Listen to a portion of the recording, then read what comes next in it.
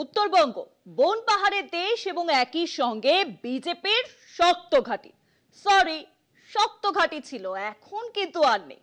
যে উত্তরবঙ্গ এতদিন বঙ্গ বিজেপির বুক রক্ষা করেছে, এবার বিজেপির সেই গড় হাতছাড়া হলো বলে। আরো খারাপ এই কারণেই যে নতুন রাজ্য সভাপতি শ্রমিক ভট্টাচার্য যখন উত্তরবঙ্গ সফর করছেন, ঠিক সেই সময় ভাঙন ধরেছে উত্তরের গেরুয়া শিবিরে। দলে দলে কর্মী সমর্থক বিজেপি আর সিপিএম ছেড়ে যোগ দিচ্ছে তৃণমূল কংগ্রেসে।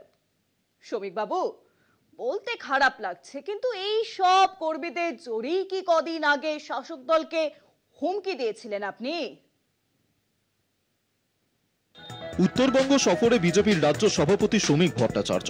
আলিপুরদুয়ার, কোচবিহার ও জলপাইগুড়িতে কর্মী সম্মেলন গেরুয়া শিবিরের সদ্য দায়িত্বপ্রাপ্ত রাজ্য সভাপতির। উত্তরবঙ্গ বিজেপির শক্ত ঘাঁটি বলেই পরিচিত। 2019 সাল থেকে অন্তত সেই ছবি স্পষ্ট। ওই বছর বিজেপি দারুণ ফল করেছিল উত্তরবঙ্গ থেকে। 2024-এর লোকসভা ভোটে উত্তরবঙ্গে তুলনামূলকভাবে বিজেপির খারাপ ফল হলেও বঙ্গ বিজেপির বান রক্ষা করেছিল এই উত্তরবঙ্গই।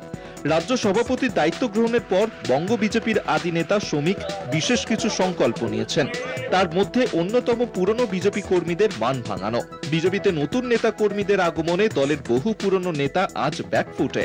বাগ্মী, রাজনৈতিকভাবে দূরদর্শী শ্রমিক ভট্টাচার্য যখন এমন উদ্যোগ গ্রহণ করছেন, তখন উত্তরবঙ্গে দেখা যাচ্ছে পদ্ম শিবিরে ভাঙন। দলে দলে নেতাকর্মী যোগ দিচ্ছেন বিজেপি সিপিএম ছেড়ে তৃণমূলে। আলিপুরদুয়ারে 21শে জুলাইয়ের প্রস্তুতি সভায় বিজেপি ও সিপিএম ছেড়ে 131টি পরিবার যোগ দিল তৃণমূলে। বছর ঘুরলেই রাজ্যে বিধানসভা ভোট, তার আগে রীতিমতো টলমল অবস্থা।